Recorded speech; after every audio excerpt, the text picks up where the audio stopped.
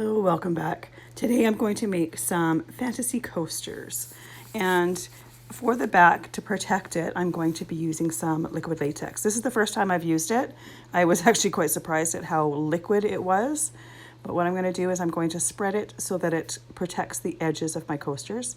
And the reason I'm doing this instead of the normal wax that I use is because I have some cork that I want to stick to the bottom of the coasters, and I'm afraid that the wax is going to resist the adhesive for the glue for the cork. So I'm using the liquid latex so that I don't have that wax resist on there.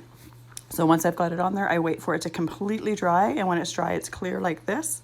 And now I am ready to work on them.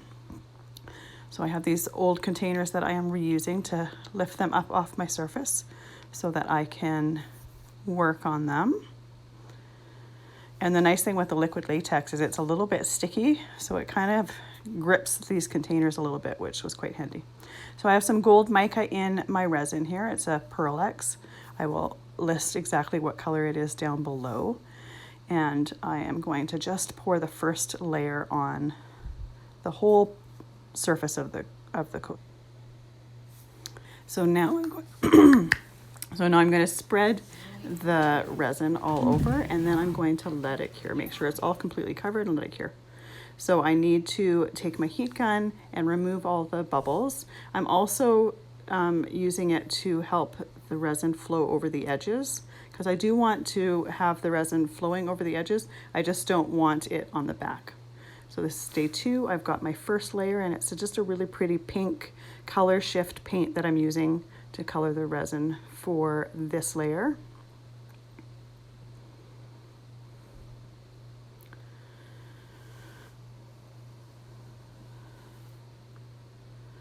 And I'm going to use my fingers, and I'm going to spread it all over the surface and a little bit over the sides as well.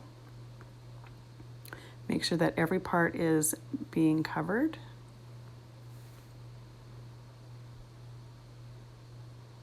And it doesn't have to be completely perfect because the resin was self-level, but you do want to make sure that there's no open spots. You want to make sure that it's all completely covered. I'm just adding a little bit more because I have a little bit more in my cup, so we might as well use it.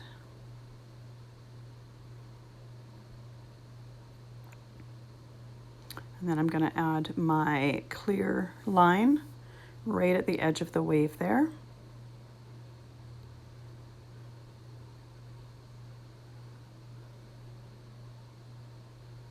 These color shift paints are absolutely beautiful. And then my white line.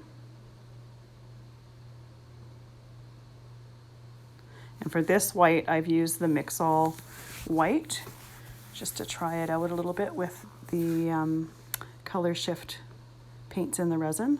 So I'm going to take the heat gun and remove all of the bubbles. And once I have all of the bubbles moved, I'm going to put the fine tip. I've got it on a low setting right now. I'm going to put the fine tip on the heat gun, and then I'm going to put it to the highest setting and hold it as horizontal as possible to my coasters. And then I'm going to blow out that first wave.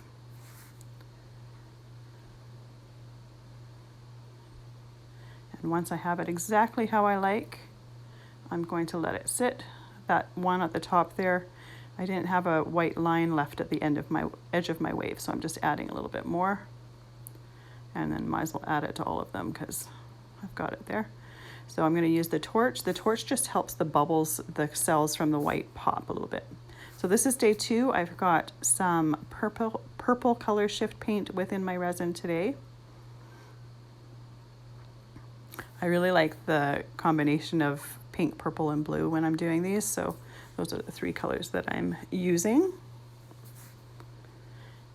And of course, having my wave a little bit far back from my first layer because I do want to see a little bit of that pink. Once I have it all poured down, I'm going to use my finger and get it all covered on the surface. And of course, a little bit around the edge.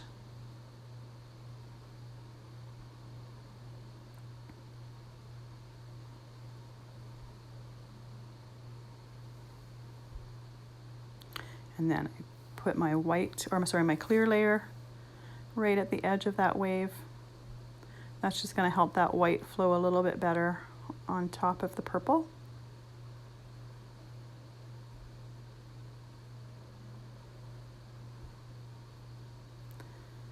And then my white layer.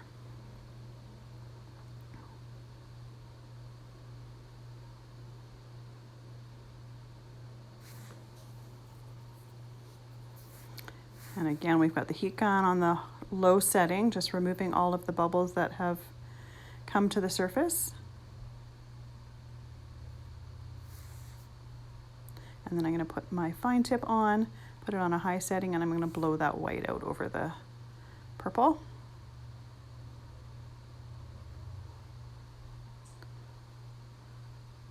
And then take the little baker's torch and torch it. And you only want to do that a little bit because you can scorch the resin and we don't want to do that. We just want to help those cells pop. Next, I'm doing my blue layer. Now the blue color shift paint, it actually ends up turning a little bit green, but it still works beautiful for this. And the nice thing with the color shift paint, it's got a little tiny bit of iridescence with it. So when you're doing fantasy ocean colors, it works really, really well with this. So now that I've got my bit down, I'm going to use my finger and spread it all around. Make sure there's no open spots that are left.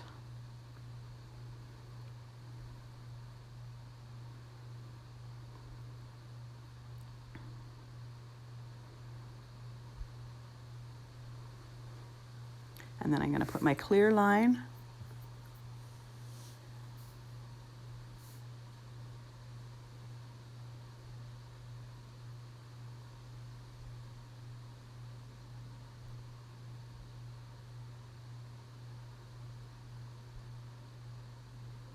And then my white line.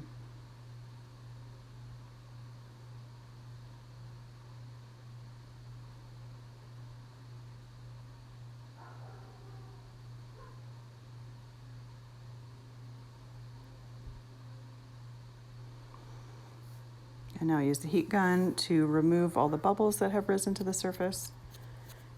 Not going to take too long because there's not very much resin on the top of there, but we still want to make sure that they're gone. And then put the fine tip on, put the heat gun on high, and blow that white out over top.